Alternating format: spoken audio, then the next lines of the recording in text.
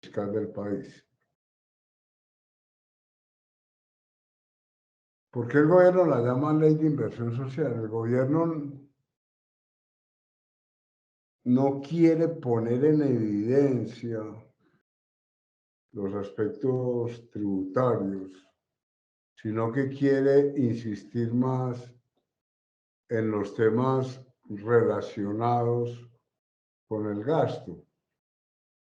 Es una reforma tributaria en la que se incluyen destinaciones de gasto. Esto es muy distinto a las otras reformas tributarias, pero tanto en la versión anterior que presentó Carrasquilla como en esta, es muy curioso que la reforma tributaria esté acompañada de artículos donde se dice cuál va a ser la destinación del gasto. Aquí ya hay una discusión enorme porque en teoría ninguno de los recursos que se van a obtener con la reforma tributaria son recursos de destinación específica.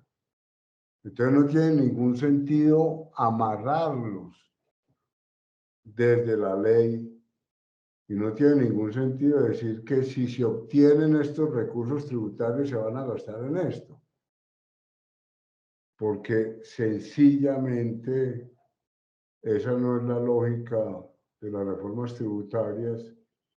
Una vez que se aprueben los recursos y una vez que se ingresen esos recursos al presupuesto, pues el Congreso los gasta como le dé la gana. Usted no puede tener destinación específica de los recursos. La primera característica de la norma es que es una colcha de retazos. A mí sí me impresiona que esta reforma sea tan absolutamente desordenada. Esta es una reforma que toca varios temas. El primero de ellos es amnistía. 15 días antes de que aparecieran los Pandora Papers, 15 días antes de que a nivel internacional se destapara todo el tema de paraísos fiscales, la reforma estaba proponiendo amnistía.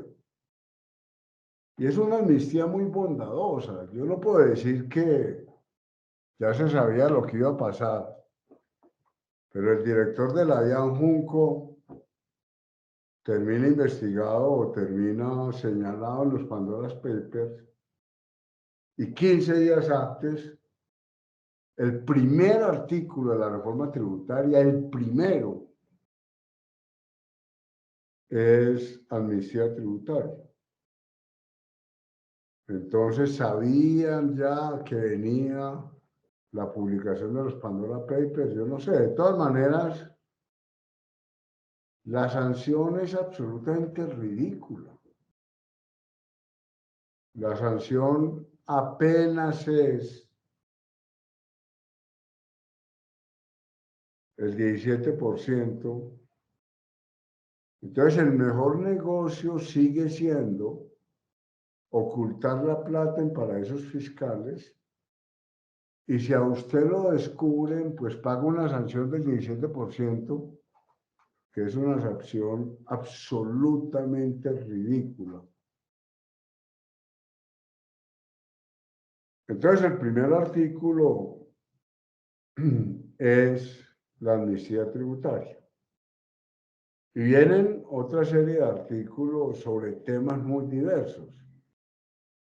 Entonces, perfectamente uno podría decir que en esta reforma no hay claramente una línea y que se resuelven distintos problemas que el gobierno tenía pendientes y todos los meten en la misma reforma.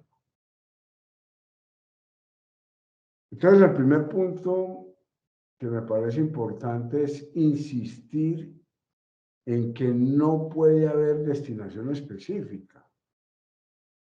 Vuelvo a decir, si los recursos entran el año entrante, pues el gobierno los puede gastar como le dé la gana. El gobierno puede decir comprar helicópteros.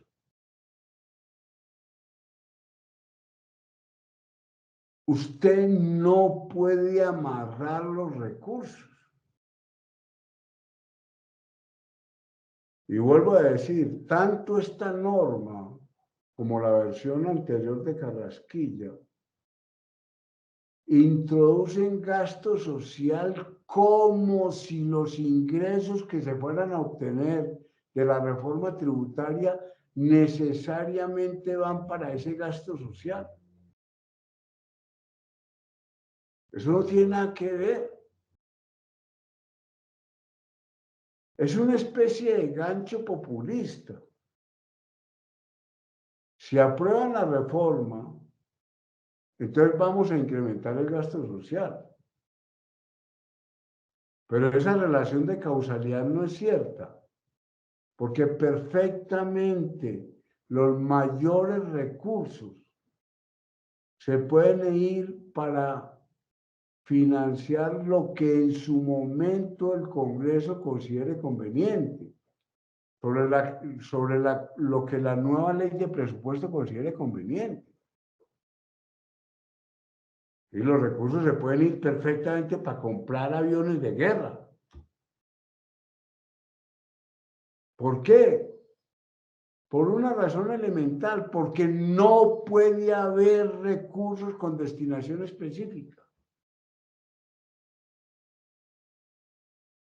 ¿Y por qué ponen destinación especial o por qué anuncian destinación del gasto? Pues porque sencillamente quieren tener un gancho para que no vuelva a haber movimientos sociales, para que la gente no salga a la calle, entonces diciéndole a la gente, vamos a aprobar una reforma tributaria y nos vamos a gastar la plata en esto. Y por eso se llama la ley de inversión social, porque supuestamente los recursos de la reforma se van a gastar en inversión social. Entonces, el primer punto que quiero rescatar es que no puede haber destinación específica.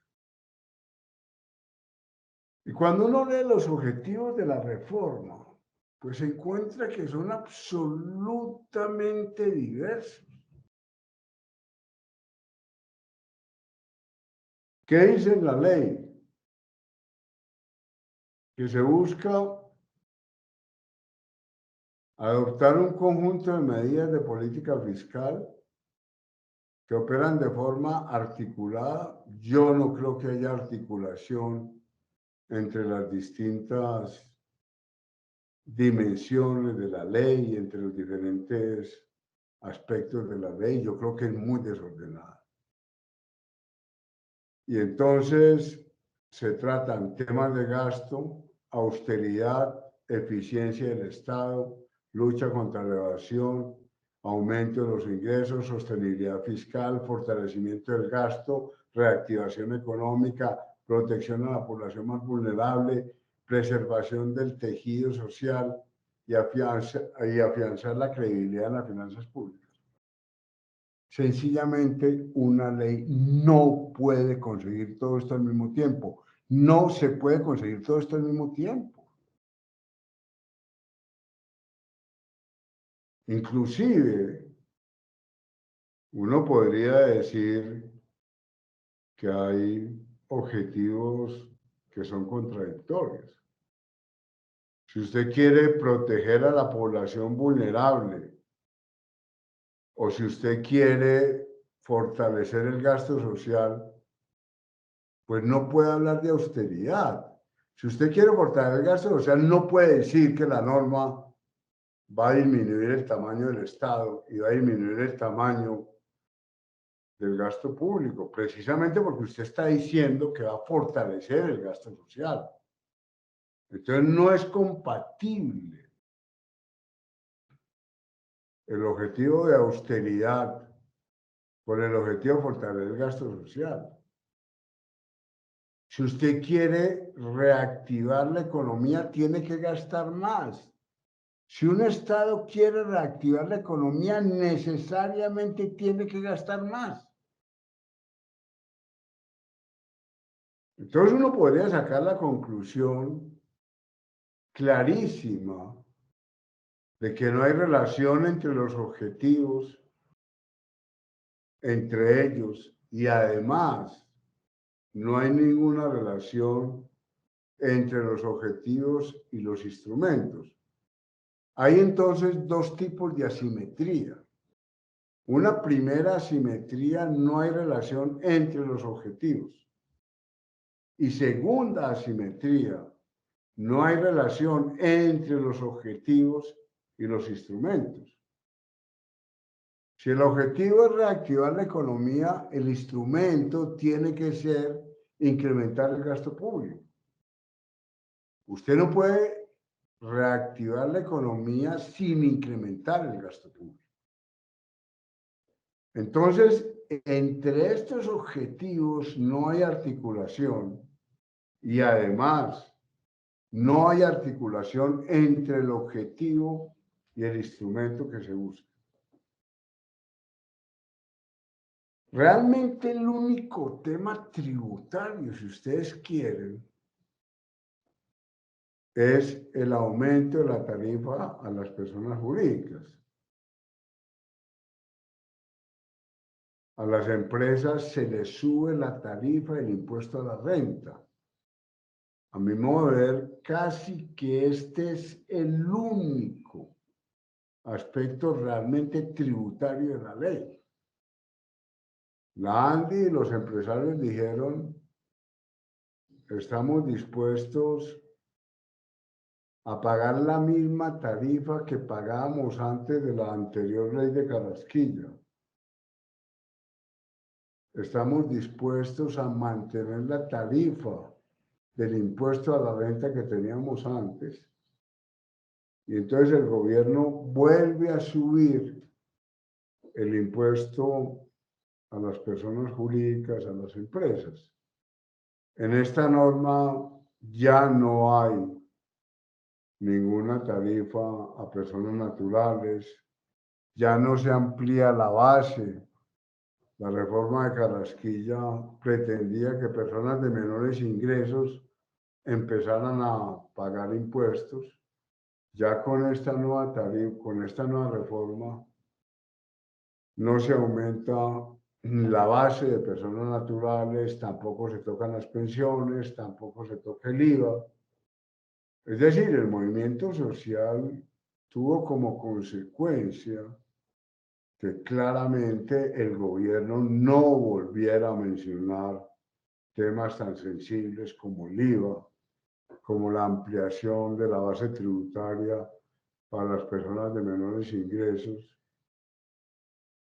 pero tampoco se fue hasta el punto de exigirle a los grandes patrimonios un aumento de los impuestos. Esta es una reforma muy débil. No tocó el patrimonio de las grandes riquezas, no tocó los dividendos. Lo único que hizo fue subir el impuesto de renta a las empresas, pasó al 35%, y en el caso del sector financiero pasó al 38%. Este realmente es el aporte desde el punto de vista tributario de la reforma. Esto es lo que uno pudiera llamar específicamente tributario, que se subieron estos impuestos que se habían reducido en la primera reforma tributaria del gobierno de Duque. Entonces se volvió para atrás y se quitaron esas reducciones que se habían hecho y se volvió a las tarifas que estaban antes de la primera reforma tributaria de Duque. Al sector financiero le piden más sencillamente porque al sector financiero le fue muy bien. El sector financiero tuvo excedentes enormes, incluso durante la pandemia. Todo el gasto social y todas las transferencias sociales se hicieron a través del sector financiero. Y no solamente en Colombia, a nivel internacional, durante la pandemia le fue muy bien al sector financiero. Entonces apenas es lógico que el sector financiero pague una tarifa más alta. Ahora, ¿qué significa este aumento de la tributación para las empresas? Primero, se cambia la lógica que existía antes. Y esto me parece muy importante. Durante 20 años nos dijeron tanto las empresas como el gobierno que el aumento de los impuestos perjudicaba la productividad de las empresas. Este fue el discurso que se mantuvo durante 30 años. Si usted sube el impuesto a las empresas, entonces disminuye la productividad. Y con ese argumento se bajaron de manera sistemática los impuestos a las empresas. En los últimos 30 años, tanto en Colombia como a nivel internacional, se redujeron de manera considerable los impuestos a las empresas con el argumento de que los mayores impuestos reducían la productividad y reducían la capacidad de competencia de las empresas. Después de los movimientos sociales y después del paro, la ANDI cambió el discurso. La ANDI ahora acepta que se suban los impuestos y cambió de manera sustantiva el discurso. Y como lo ha dicho la ANDI y como lo dijeron los gremios, el aumento de los impuestos no perjudica la productividad empresarial. El aumento de los impuestos no perjudica la competencia. Se presentó entonces un cambio sustantivo del discurso. ¿Y esto por qué es importante? Esto es importante porque el discurso económico siempre es político. El discurso económico no es el resultado de relaciones técnicas incontrovertibles. El discurso económico siempre es político. Y durante 30 años, el discurso económico fue: no se pueden aumentar los impuestos a las empresas. Y de pronto, los empresarios se dan cuenta, con el movimiento social del año pasado, que lo peor que le puede pasar a las empresas es que la situación social se vuelva conflictiva. Que lo peor que puede pasar es que el movimiento social se consolide. Y entonces inmediatamente reaccionan. En algún momento Brooks Master, el presidente de la ANDI, inclusive dijo que los empresarios colombianos estarían dispuestos a repartir excedentes con los trabajadores. Es decir, se puso en evidencia que lo más importante era la demanda, que lo más importante es que la gente consuma, que lo más importante es que haya un clima social favorable. Que lo peor que le puede pasar a las empresas es que la situación social se complique. Y entonces ya se acepta que la mayor tributación puede ser compatible con la eficiencia económica. Entonces, como les digo, este es un cambio sustantivo del discurso. El otro debate con respecto al aumento de la tarifa, es la relación entre tarifa nominal y tarifa efectiva. Una cosa es la tarifa nominal, esta es la tarifa nominal. Y otra cosa es la tarifa efectiva, lo que realmente están pagando las empresas. Como en Colombia hay tantas exenciones, tantas deducciones, y además como hay elusión, y además como hay paraísos fiscales. Entonces, los estudios de Garay y Spitia, Luis Jorge Garay y Jorge Spitia, muestran que la tarifa efectiva de las empresas no es 35%, no es 38%. Que después de aplicar deducciones y exenciones, las tarifas reales son del 12%. Entonces, cuando el gobierno dice en la norma que la tarifa es del 35%, realmente las empresas no pagan el 35%. En términos efectivos, las empresas están pagando el 12,1%. Entonces, es muy importante mirar no solo la tarifa nominal, sino prestarle atención a la tarifa efectiva, que es la tarifa que realmente están pagando las empresas. Entonces, cuando los empresarios colombianos dicen que están pagando una tarifa del 38%, del 35%, o como dijo el ministro Restrepo, el gran sacrificio lo están haciendo los empresarios, pues realmente los empresarios no están pagando el 35%, están pagando el 12%. Y se mantuvieron las exenciones, a pesar de que las exenciones fueron duramente criticadas por la Comisión de Expertos de Beneficios Tributarios. Esta es una comisión que contrató el ministro Carrasquilla. Fue una comisión que contrató el gobierno. Y esta comisión claramente dice: las exenciones que existen en Colombia son exageradas. Se tienen que eliminar las exenciones. La Comisión de Expertos en Beneficios Tributarios no entiende, por ejemplo, los privilegios que tienen las zonas francas. Durante el gobierno de Uribe, para favorecer a los empresarios amigos, aumentaron las zonas francas.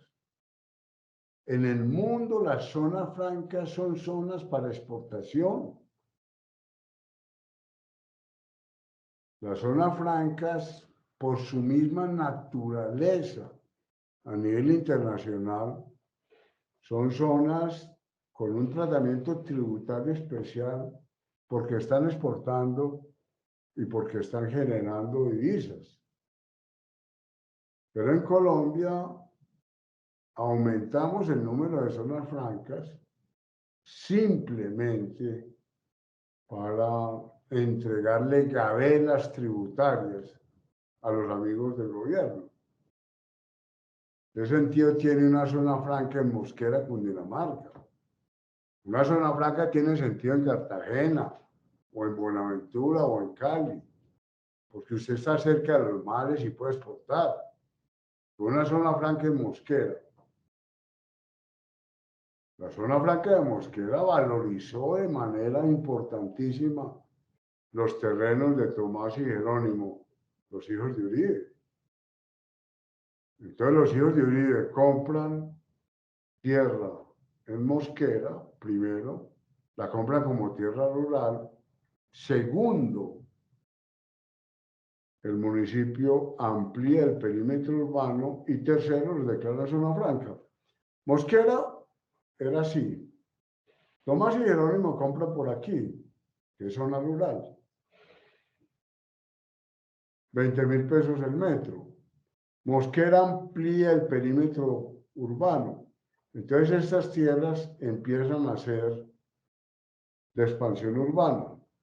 Y entonces ya no valen 20.000 pesos el metro, sino que valen 1.000.000 de pesos el metro. Y después usted declara esta zona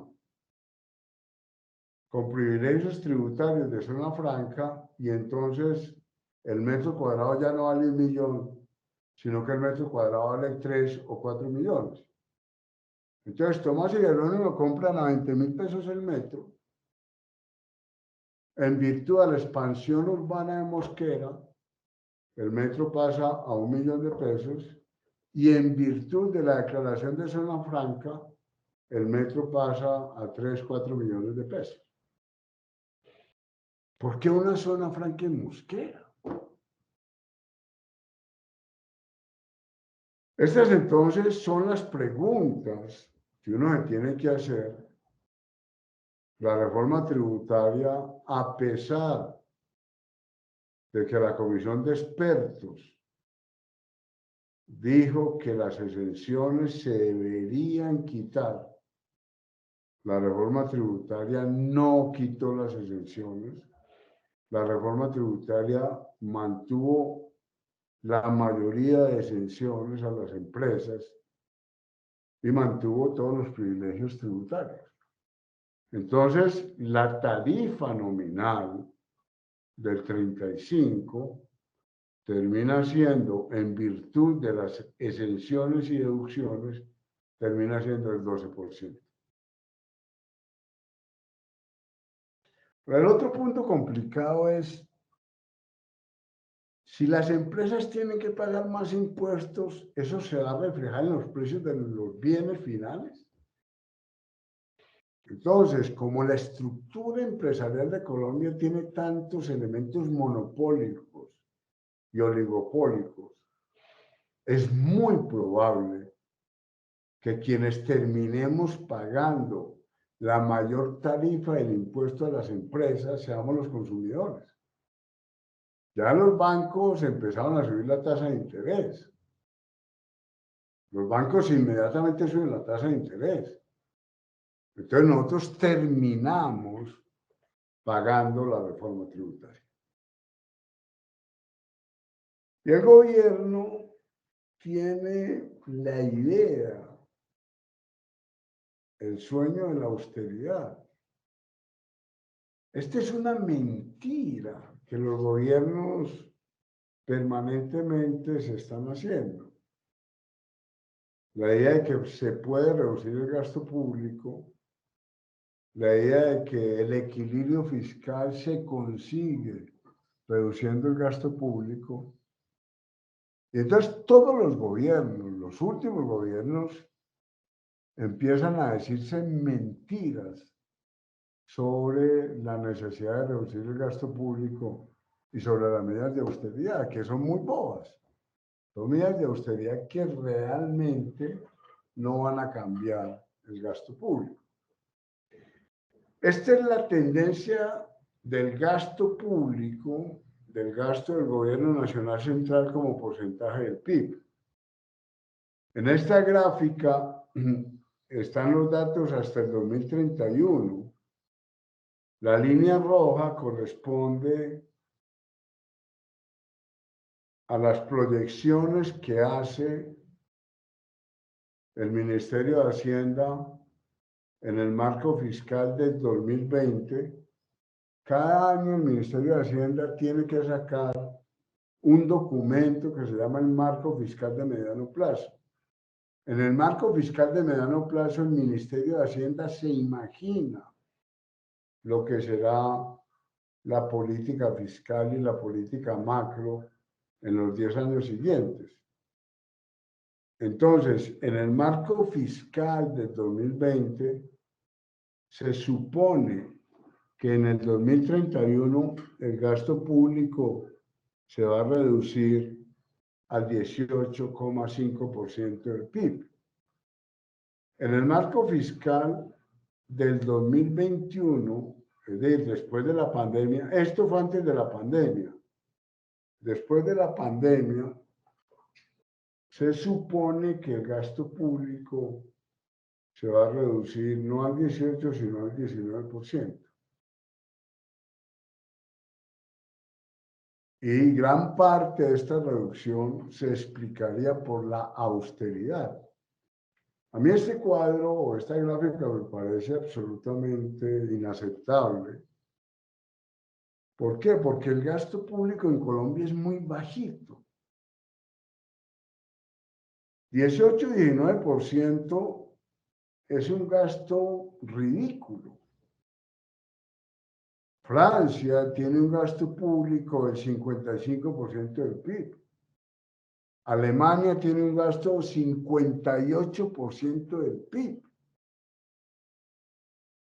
Un estado que apenas gaste el 19-18% del PIB es un estado muy pequeño. Y eso se refleja en todo. No tenemos carretera Villavicencio, no tenemos metro. El aeropuerto El Dorado ahora termina de ser calificado por la IATA como uno de los peores aeropuertos del mundo. No tenemos infraestructura. No tenemos inversión seria en ciencia y tecnología. No tenemos inversión seria en conservación de cuencas. Seguimos sin descontaminar el río Bogotá.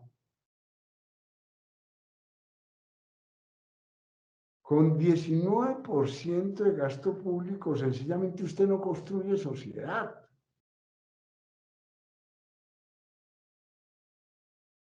El empleo público en Colombia, con respecto al empleo total, es de 9%. Cuando usted coge los empleados públicos y los divide por el empleo total, eso le da el 9%. En Francia, el empleo público con respecto al empleo total es 35%.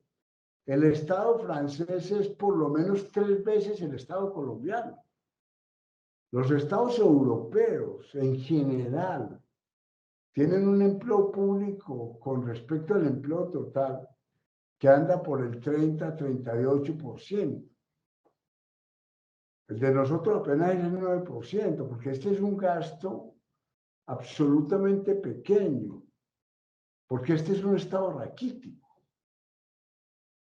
Yo pinté esta gráfica verde, esta línea verde, que lo llamo el ideal. ¿Y qué es el ideal? Que el gasto público debería ser por lo menos el promedio de América Latina. El promedio de América Latina es 23% del PIB. Entonces, en lugar de reducir el gasto público, que es lo que pretende el gobierno, nosotros deberíamos aumentar el gasto público.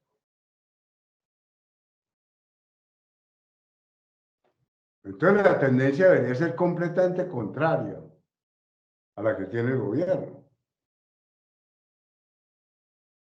Y se supone que con austeridad se van a conseguir 1.9 billones de pesos. Pero a uno le da risa que a punta de reducción de viáticos, gastos de viaje, papelería, gastos de impresión, publicidad, adquisición de vehículos y combustible, usted puede bajar 1.9 billones. El gasto público no puede bajar, nunca ha bajado. Colombia lleva predicando austeridad toda la vida, pero el gasto público nunca ha bajado. El gasto público, así no lo quiere el gobierno, sigue subiendo. En Colombia y en el resto de países del mundo. Y mucho más después de la pandemia. Usted tiene que comprar vacunas. Usted tiene que conservar el medio ambiente. Usted tiene que descontaminar los ríos. No hay remedio. Usted los tiene que descontaminar. Entonces el gasto público va a seguir subiendo. El gasto público está subiendo en Estados Unidos. El gasto público está subiendo en Europa. Colombia durante la pandemia nos hemos gastado 4% del PIB. Perú se gastó 12% del PIB. Alemania se gastó en la pandemia el 25% del PIB. Nosotros nos gastamos el 4%. Estados Unidos acaba de aprobar una nueva ley de endeudamiento, porque Estados Unidos también está subiendo el gasto. Ningún país del mundo está bajando el gasto público, no lo puede bajar. Y el Ministerio de Hacienda nos dice que lo va a bajar al 19%. La situación fiscal es una situación muy difícil. En esta gráfica se muestra lo que en economía llamamos el equilibrio macroeconómico general, que está compuesto del equilibrio del sector público, del equilibrio del sector privado y del equilibrio con el exterior. Entonces, ¿qué es lo interesante de esta gráfica? Que el déficit público sigue aumentando. El déficit público es dramático. El déficit público está en menos 8% del PIB y va a seguir subiendo. El déficit del sector externo es 4,3% del PIB. Es decir, desde que, fíjense, la línea roja es el balance externo, es decir, es la relación entre importaciones y exportaciones. Colombia es un país que importa muchísimo y que importa mucho más de lo que exporta. Nosotros firmamos un montón de tratados de libre comercio que finalmente se han traducido en mayores importaciones y no en mayores exportaciones. Estamos importando 12 millones de toneladas de alimentos. Es muy impresionante lo que pasó con la bonanza petrolera y de carbón. Estos años fueron de bonanza. Y en lugar de haber aumentado las exportaciones y disminuido las importaciones, lo que hicimos fue incrementar de manera sustantiva las importaciones mucho más que las exportaciones. Cuando empezó la bonanza de petróleo y de carbón, estábamos importando 1 millón de toneladas de alimentos. Hoy estamos importando 12 millones de toneladas de alimentos básicos. Hoy estamos importando trigo, estamos importando maíz,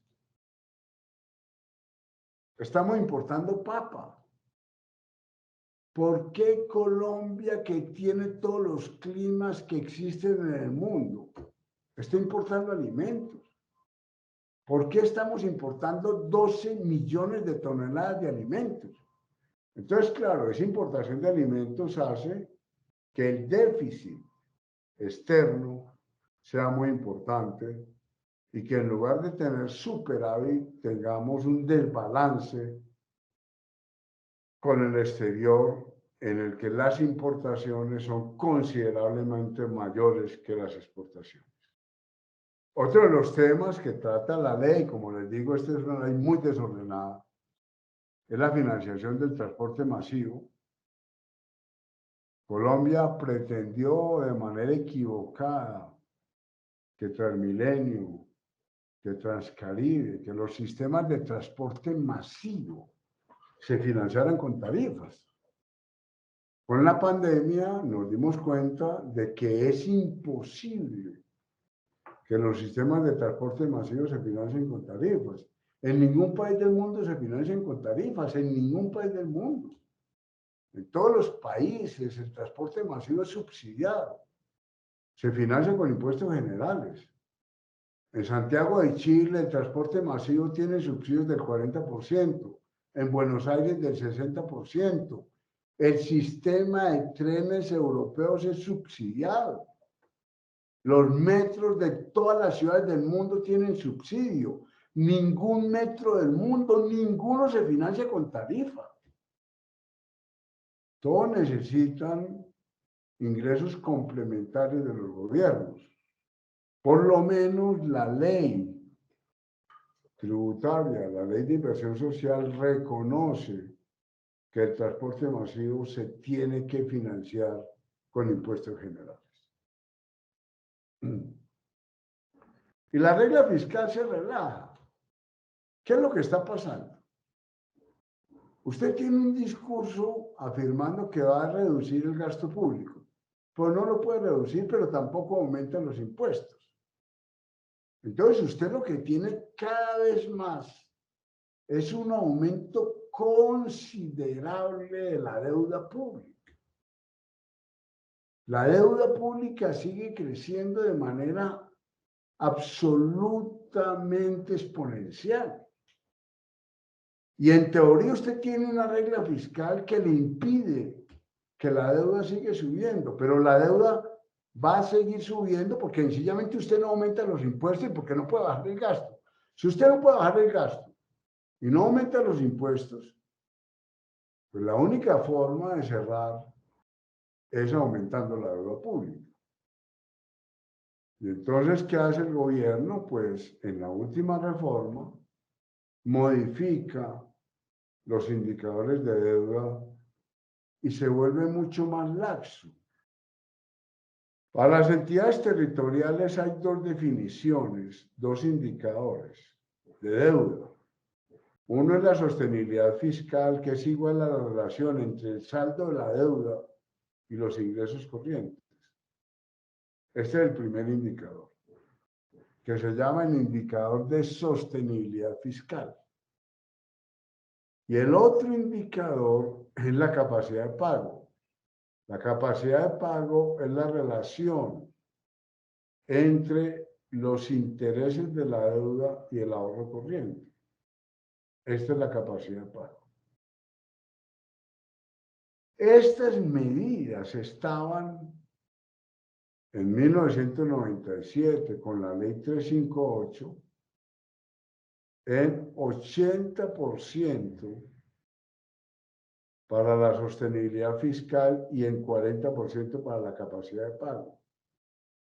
La última ley, la ley de inversión social, sube estos topes del 80% al 100% y del 40% al 60%.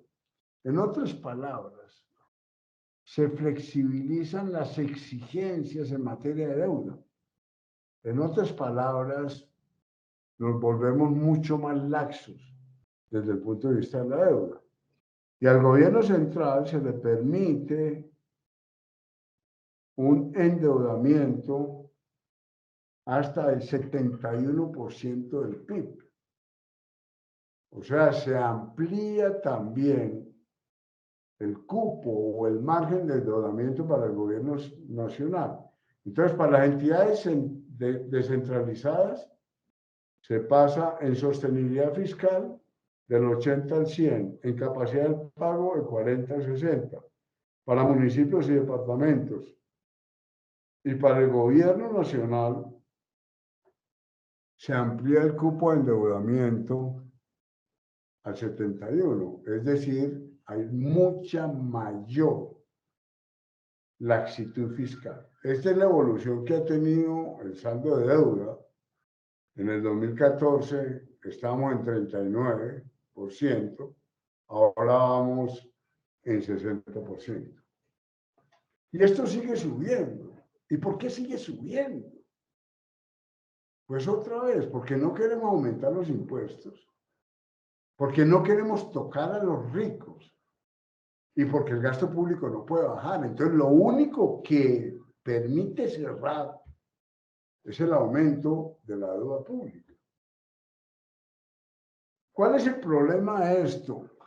Que este año en el presupuesto del país este año fue un presupuesto de 350 millones de pesos, billones. Es decir, el presupuesto de este año del gobierno es 350 billones. De esos 78 billones son para pagar deuda. Esto es el 22.3% del presupuesto.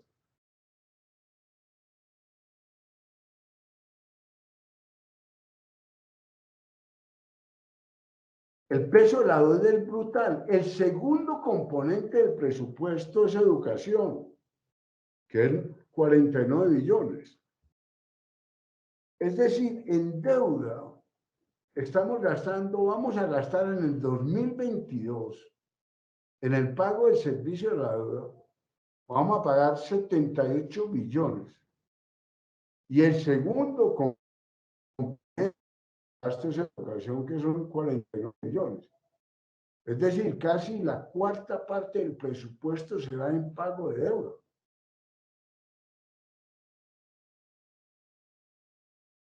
Entonces, la situación es dramática, porque cada vez hay un desequilibrio mayor de las finanzas públicas. En su discurso, el gobierno crea el Comité Autónomo de la Regla Fiscal diciendo, crea o fortalece, diciendo que ahora sí se va a cumplir la regla fiscal. Pero esto es lo que da risa.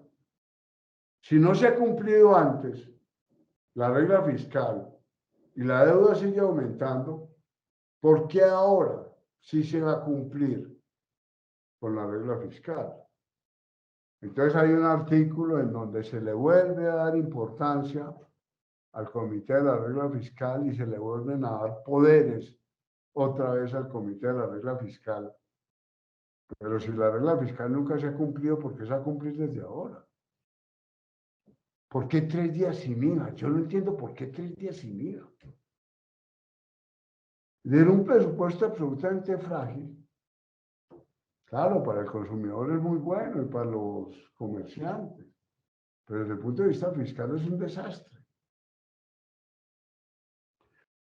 Y la norma termina proponiendo adiciones presupuestales sobre ingresos que todavía no existen. Yo no entiendo eso. Esta reforma tributaria va a tener vigencia a partir del 2022, o sea que solamente en el 2023 se van a sentir estos recursos adicionales, pero ya incluso para el 2021 se hacen modificaciones al presupuesto. De la única forma de financiar estos 10.9 billones adicionales es otra vez aumentando el saldo de deuda. El gasto se aumenta en 10 billones cuando se había dicho que iba a priorizarse la austeridad y se aumentan 10.9 billones sin que todavía hayan entrado los recursos. Es decir, vamos a seguir aumentando la deuda. Y termino diciendo, ¿y qué pasó con la equidad? ¿Por qué no hay impuesto a los ricos? ¿Por qué no hay impuesto al patrimonio? ¿Y por qué no se intensificaron los impuestos medioambientales?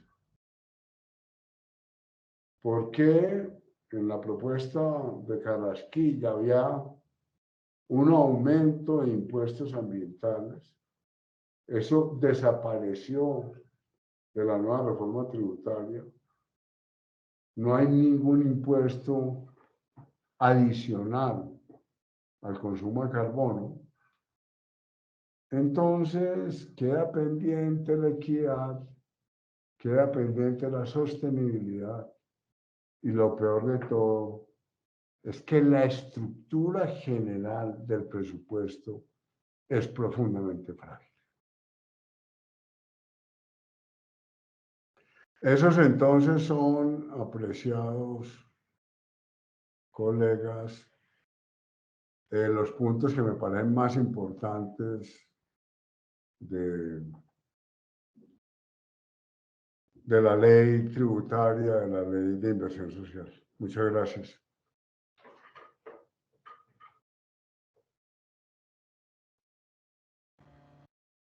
Sí, muchas gracias, doctor Jorge, por exponernos estos temas de los nuevos, el nuevo panorama fiscal en Colombia, muy oscuro, muy enredado, como dice usted. Queremos que los compañeros y compañeras tengan alguna pregunta, alguna duda, alguna inquietud o comentario que quisieran hacer. Con mucho gusto pueden abrir el micrófono y hacer su intervención.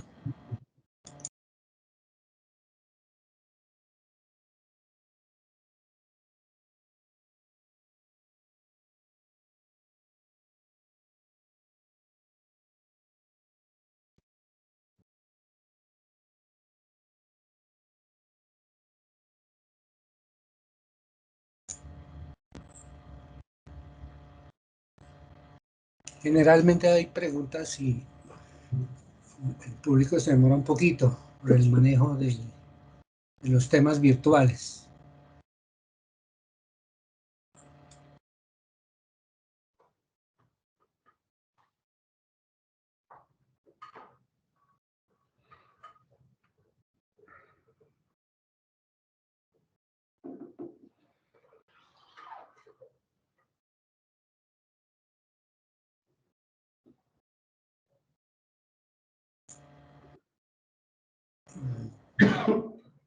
¿Alguna pregunta, comentario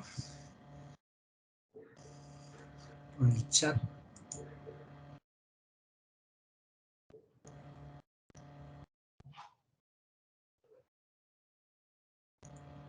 No tenemos preguntas.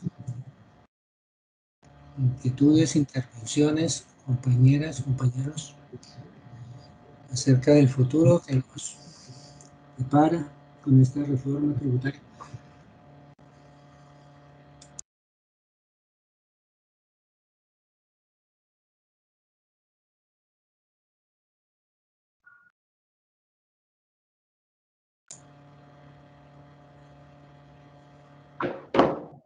La pregunta que yo tengo, doctor, es la inquietud frente a esta reforma tributaria, como decía usted, es inaudita desde el punto de vista racional,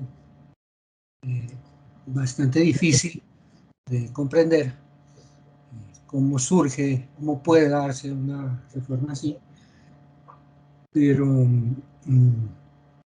usted nos explicaba, claro, que los movimientos sociales lograron frenar gran parte de las pretensiones del señor Carrasquilla. Sin embargo, uno tiene la idea, aunque ya no lo explicó, que es, de todas maneras el gobierno se salió con la suya, con su reforma, en cuanto no grabó, no hizo lo importante y lo que debía hacerse. En ese sentido, pues, ¿qué panorama, digamos, qué panorama futuro espera el empleo público, sobre todo en Colombia, y frente a este concepto de gasto público, que no lo entiendo bien, que tiene que ser relacionado con el empleo público y con el empleo de las fuerzas militares, que tenemos que son bastantes en Colombia? Sí, son dos temas. Primero, que esta es una reforma muy débil, esta es una reforma muy frágil. Y el gobierno es consciente que es una reforma muy frágil. Es una reforma que va a permitir y va a crear mayores deudas porque los tributos son insuficientes. Y frente al empleo, el empleo público en Colombia pues sigue siendo muy bajo y gran parte del empleo público en Colombia está concentrado en policía, militar, contraloría, procuraduría, fiscalía. Son las instituciones que mayor empleo tienen. Es decir, este sigue siendo un Estado policío y un Estado vigilante. Y como les decía, el empleo público apenas representa el 9% del empleo total. El gobierno no quiere aumentar la planta de empleados públicos, aumentó la planta de la Fiscalía y la Procuraduría y la Contraloría. Pero hay plantas, por ejemplo, como la de la Universidad Nacional. Yo duré 30 años en la Universidad Nacional. La Universidad Nacional sigue con 3.000 profesores. Durante 30 años la Universidad Nacional tiene 3.000 profesores. En cambio, a la Fiscalía hace 3 años le aumentaron la planta en más de 3.000 personas. Entonces usted tiene un empleo público que es muy débil. Y es débil porque usted no quiere aumentar el gasto público, porque no quiere realmente tener un Estado fuerte. Y sobre el empleo general de la economía, pues si usted no tiene un Estado haciendo inversión, sencillamente el empleo tampoco crece. Usted necesita un Estado que haga carreteras, usted necesita un Estado comprometido con la ciencia y la tecnología, usted necesita un Estado comprometido con los temas de seguridad social, usted necesita un aparato estatal mucho más fuerte. Entonces, si usted no tiene un aparato estatal muy fuerte, pues usted no genera empleo. Si usted se decidiera hacer una carretera que se parezca a una carretera Villavicencio, pues usted genera empleo. Si Colombia tuviera una sola autopista, una sola, pues usted generaría empleo. Si Colombia se decidiera a impulsar el transporte fluvial, pues tendríamos empleo. Si Colombia se decidiera a incrementar el transporte férreo, tuviéramos empleo.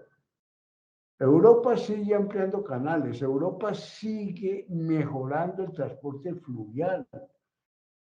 La arena, la piedra que llega al centro de Londres, al centro de París, llega por los ríos Támesis y por el río Sena. Europa sigue ampliando canales. Europa sigue considerando que el transporte fluvial es fundamental.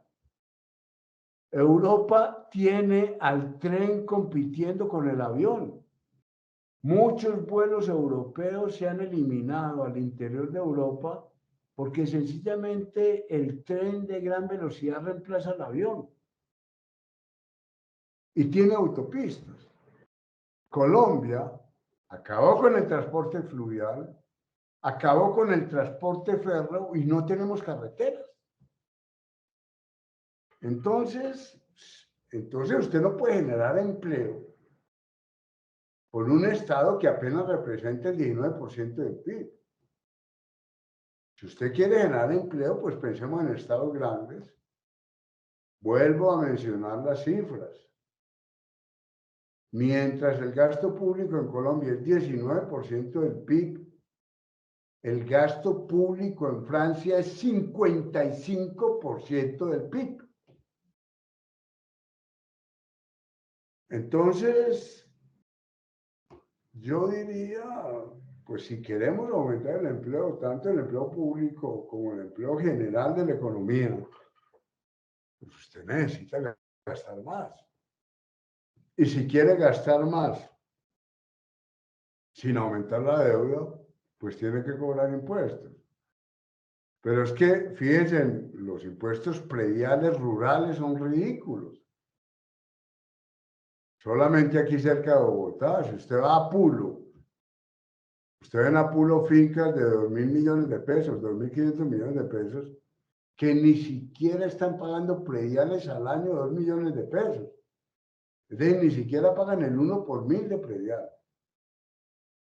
Entonces, claro, los niños de Apulo no tienen colegio o tienen aulas escolares deterioradas. ¿Por qué? Pues porque los ricos que tienen fincas en Apulo están pagando prediales absolutamente ridículos. Menos del 1 por 1000 o del 2 por 1000.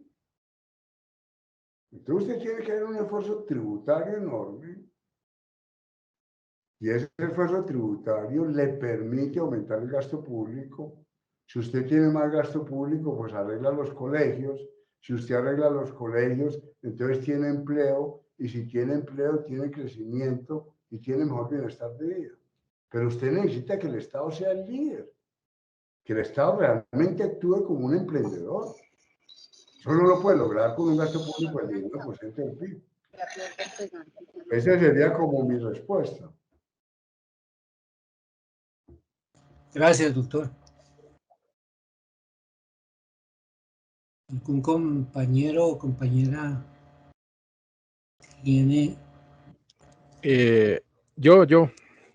Claro que sí, Quisiera, Una pregunta, doctor, teniendo en cuenta que no pueden existir gastos con destinación específica y que pues esta reforma tributaria los trae, ¿hay alguna posibilidad que en el estudio de constitucionalidad se pueda o en alguna demanda se pueda caer?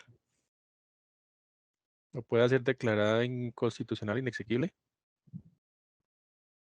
Yo creo que sí, pero bueno, yo no soy abogado.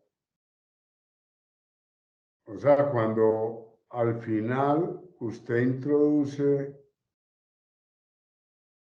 una incorporación de 10.9 billones sin que haya ingresos, la única posibilidad es aumentando el saldo de la deuda.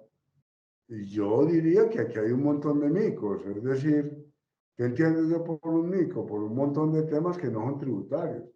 Es que para mí el único tema tributario es el impuesto a las personas jurídicas y la amnistía. Fuera de esos dos artículos, hay muchísimos artículos relacionados con el gasto que no son la ley de presupuesto. Es que fíjese lo curioso de esto, Oscar, que usted tiene una ley tributaria en donde introduce gastos, pero al mismo tiempo usted aprobó una ley de presupuesto.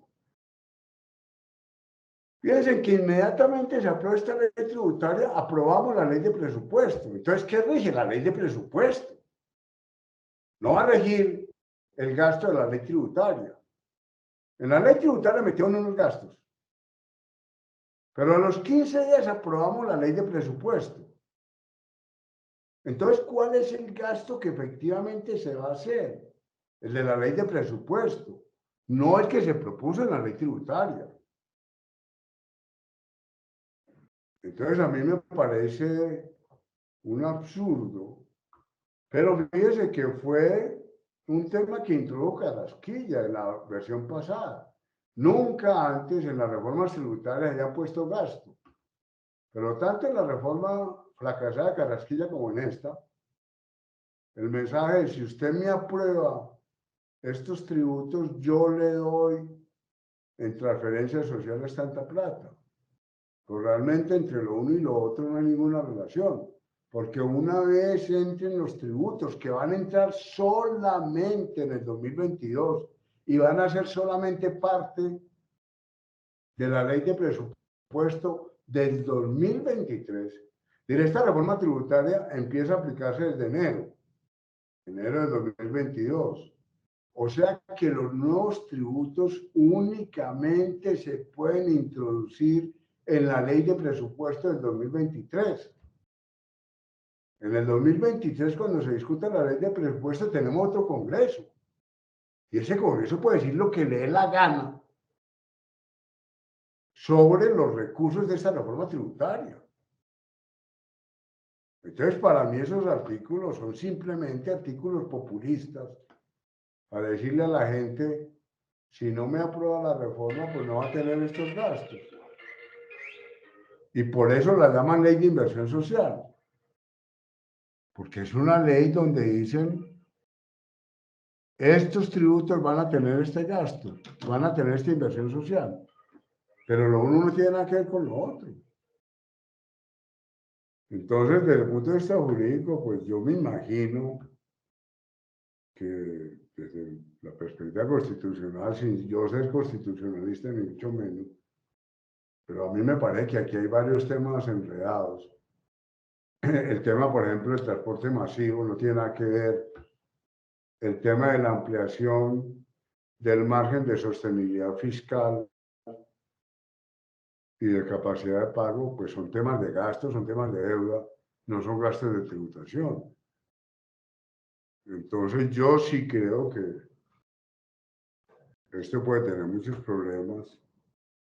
Ahora, el gobierno lo que ha puesto es que como esto se demora, y la Corte Constitucional es tan demorada para decir sobre la pertinencia o no de estas leyes, pues mientras entrando el gobierno va avanzando y haciendo lo que le da la gana.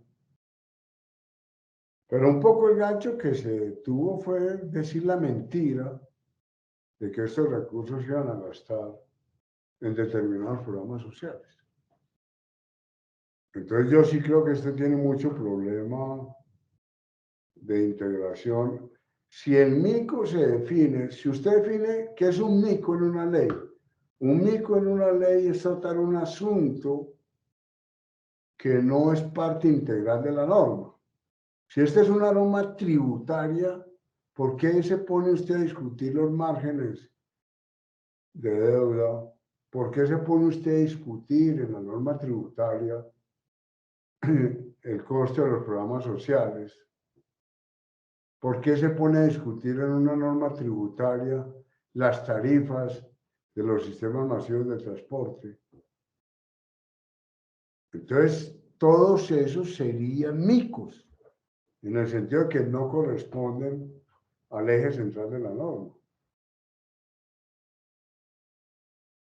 Pero claro, cuando el presidente anunció la norma y el ministro Restrepo la anuncia, lo que dicen es, gracias a la nueva tributación, vamos a poder seguir manteniendo programas sociales como Familias en Acción, como ingreso mínimo garantizado, como transferencias para las familias más pobres.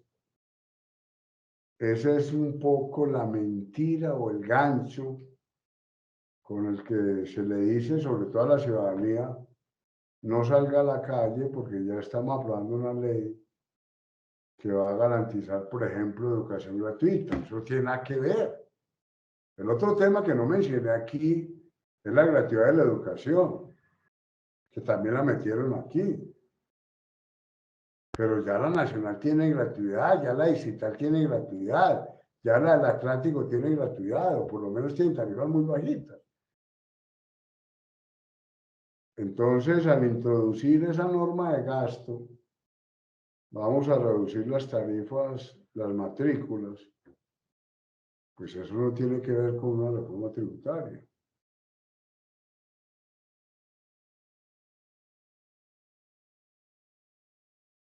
Esa sería mi respuesta, gracias. Gracias, doctor. Siguiente pregunta o intervención, por favor.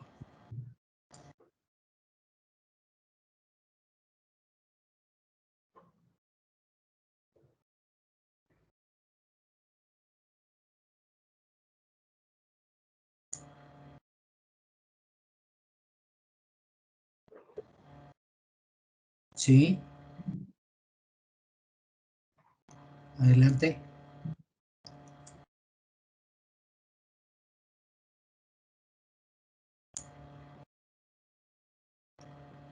Doctor, y en cuanto al panorama futuro de, digamos, desde Colombia en el continente, el tema tributario es igual, débil, parece, y entonces, ¿cómo sería el futuro de Colombia, digamos, si se diera un giro en cuanto a que en esos procesos electorales las personas jóvenes y un poco más críticas de la situación de la realidad pudieran manifestarse de una manera contundente? ¿Cómo podría ser el futuro, el giro que daría a este país estando las cosas como están, casi que amarradas? O si nos puede explicar ese punto, profesor. Muchas gracias. Jaime, yo lo que diría es retomemos las propuestas de entidades como CEPAL, como Oxfam. CEPAL ha hecho buenos estudios. El año pasado, si ustedes miran la página web de CEPAL, CEPAL tiene muy buenos trabajos. 2 puntos me parece que rescata CEPAL. Primer punto, América Latina no puede seguir dependiendo de petróleo, carbón, estaño, minerales. América Latina en los últimos 20 años cometió el gravísimo error de reducir la industria y depender de minerales, de todo tipo de minerales, de carbón y de petróleo. Yo creo que ese ha sido un error de América Latina. Fíjense, durante los años de la sustitución de importación, en los años 60, 70, Acuerden, Carlos Lleras en Colombia siempre defendió la importancia de la industrialización del país. Era la propuesta que hacía América Latina a finales de los 60. Es cómo avanzar en industrialización, y Colombia logró avanzar en industrialización, Brasil, México, Argentina, Perú, y en producción agrícola. Entonces, había en los años 60, 70 la convicción de que América Latina tenía que ser mucho más industrial y consolidar el mercado interno, el mercado regional. Acuerden todos los esfuerzos que se hicieron para consolidar el Grupo Andino, Mercosur, etcétera. Había la convicción de que era importante consolidar el mercado regional, el mercado interno regional, y avanzar hacia la industrialización y depender menos de hidrocarburos, de minerales. Entonces, el primer punto de CEPAL es volvamos a la industria, es recordar a Previch. En los años 60, 70, en Colombia, Carlos Lleras, Previch, predicaron mucho la industrialización. Yo creo que ese es un tema crucial. Colombia no puede seguir dependiendo de carbón, hidrocarburos, deforestación. Hay que cambiar de manera sustantiva. Y el segundo tema, Jaime, en el que está insistiendo mucho CEPAL, es el tema distributivo. Es que la concentración de la riqueza en América Latina y en el mundo, pues es escandalosa. Cuando Oxfam dice que 65 es 6 y 5, 65 es menos de 100. No es 65.000, no es 650, es 65 personas en el mundo, 65. Tienen el ingreso de 3.700 millones de personas. De 65 personas, 65, tienen el ingreso de 3.700 millones de personas. Pues eso hay que cambiarlo. Entonces yo diría, para responder, primera tarea en América Latina, reducir la dependencia de petróleo y carbón y avanzar las economías sostenibles. Segunda tarea de América Latina, durísima, mejorar la distribución de la riqueza. En Colombia, la concentración de la tierra es escandalosa. En Colombia, la concentración de la riqueza es escandalosa. Entonces son las dos tareas. Ambas son muy difíciles, obviamente, pero el camino que ha propuesto CEPAL, el camino que están proponiendo muchos organismos internacionales, la OCDE, con el documento de crecimiento verde, es un doble camino.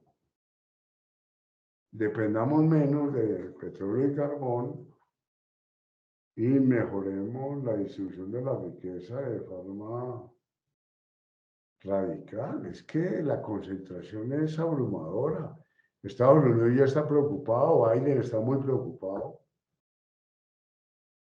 Estados Unidos ya está defendiendo un impuesto global para empresas como Google, Amazon, Facebook. Es decir, sí necesitamos una tributación mucho más radical, porque es que la riqueza en el mundo, fíjense, personas como Musk, como Jeff Bezos, el de Amazon, Musk, el de Tesla, se están ganando. Musk tiene 210.000 millones de dólares. 210.000 millones de dólares. La casa de Jeff Bezos en Los Ángeles. La casa de Jeff Bezos en Los Ángeles. Piensen ustedes en una casa de $1 millón. Una casa de $1 millón es una casa de 4.000 millones de pesos.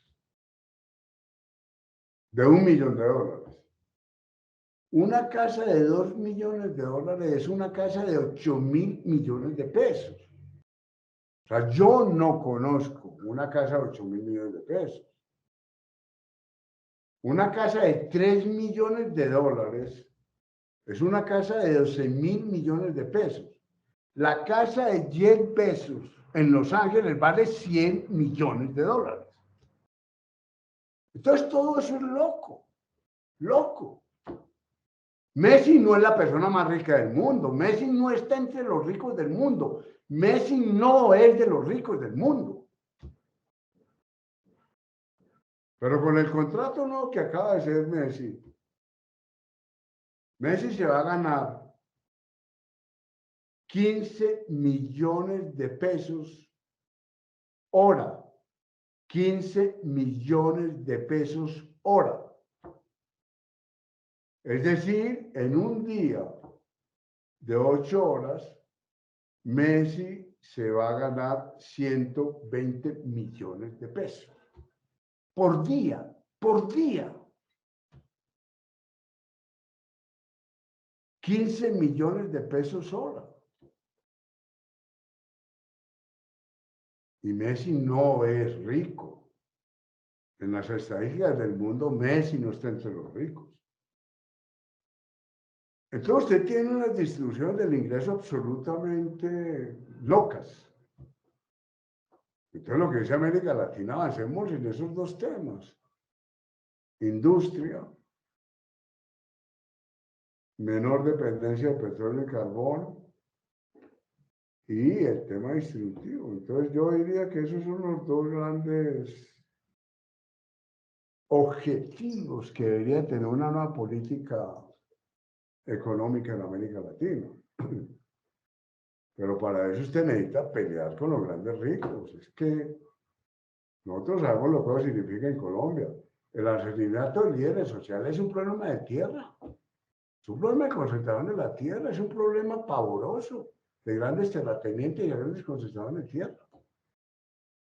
Entonces, todos sabemos lo que hay que hacer. Todo esto, la definición de los páramos.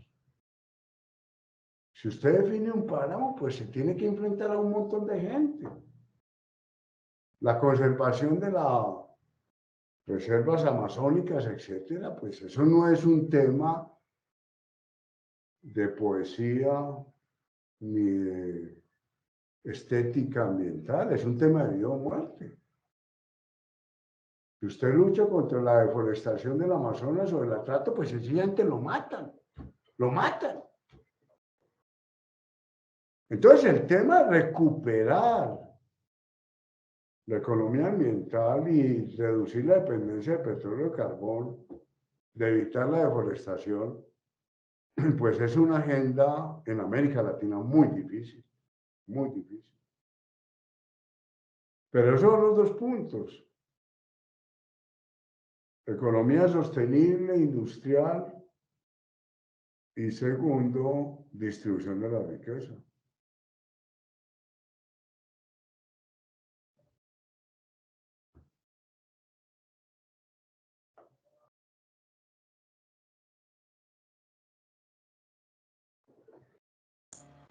Doctor, y frente al panorama internacional, claro, esos retos que usted mencionaba de distribución de la riqueza, que son, ¿cuáles son? Usted nos mencionaba pues el generar empleo decente en América Latina y limitar a la concentración de la riqueza. Parece que pues, Jaime, el tema tributario, es que lo principal es el tema tributario. Es decir, usted tiene que comprar impuestos al patrimonio del 10%, del 15%. Usted tiene que cobrar prediales. Fíjese, un proyecto como el Serena del Mar, que es el proyecto de mayor valorización en Cartagena, es el proyecto de mayor valorización en el país. Cartagena está cobrando prediales del 5 por 1000 nomás. Apartamentos de 2.500 millones de pesos, de 3.000 millones de pesos. Bogotá es la ciudad que más prediales cobra. En el rango superior, Bogotá está cobrando 11 por 1000 de predial. Pero Europa está cobrando 22 por mil de predial. Estados Unidos está cobrando 20 por mil de predial. Hay zonas de Manhattan que pagan 30 por mil. Entonces, el primer tema es el tema distributivo, es el tema de impuestos. ¿Ves? La humanidad distribuyó la riqueza a través de impuestos. Ese es un tema. Ahora, hay un tema mucho más... bueno, vuelvo al ejemplo de Apulo. Si usted tiene en Apulo una casa de 2.000 millones de pesos, pues yo le cobro impuestos por lo menos 20 millones año. 20 millones año es el 10 por mil. Si usted tiene una casa de 2.000 millones, me paga 20 millones de pesos de impuesto año. No me paga 2 como están pagando ahora. Ahora pagan 2. No, yo le cobro 20 millones de pesos año. Que eso es el 10 por mil. Que está lejos del 20 por mil que cobra Estados Unidos. O el 20 por mil que cobra Europa. Además, Estados Unidos tiene diferenciales. Si usted tiene una primera casa, usted tiene una casa en Bogotá, entonces yo le cobro el 11 por mil. Pero usted tiene una segunda casa en Melgar. Al municipio de Melgar usted no le paga el 11 por mil, le paga el 20 por mil. Si usted tiene una tercera casa en Villa de Leyva, por esa tercera casa en Villa de Leyva le paga el municipio de Villa de Leyva el 30 y el 40 por mil. Esos son los sistemas tributarios progresivos. Si usted tiene una casa en Bogotá, pues págueme el 11. Si tiene un segundo apartamento en Bogotá, me paga el 20 por el segundo apartamento. Si tiene un tercer apartamento, le cobro el 30 por mil.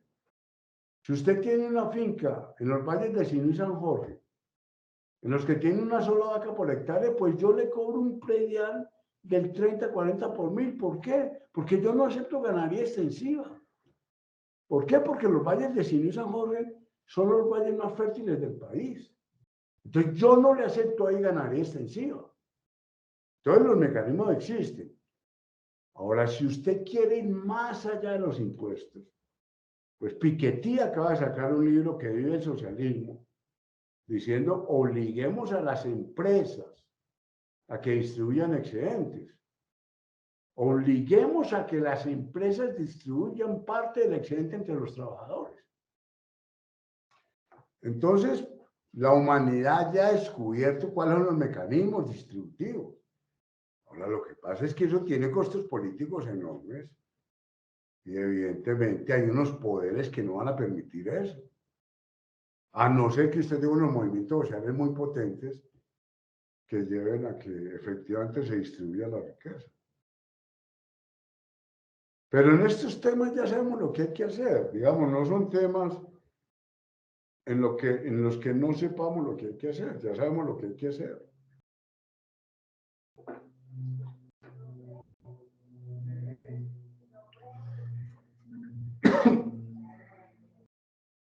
¿Alguna otra pregunta, intervención, compañeras, compañeros?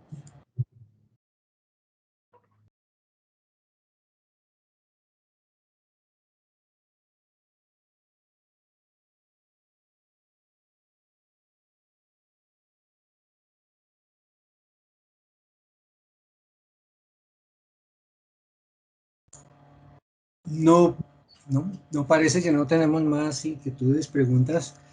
El tema muy interesante, estuvo muy claro. No, pensé que tenía una mano levantada, pero no. Muchas gracias, doctor Jorge. Bueno, no, muchas gracias a ustedes por la invitación. Y damos por, listo, damos por concluida esta charla y esperamos el próximo miércoles, la próxima sesión, a todas nuestras invitadas e invitados. Muchas gracias por su paciencia, comprensión y por estar atentos a estas charlas. Doctor Jorge Iván, una feliz tarde. Muchas gracias, mamá. Feliz tarde, compañeras y compañeros.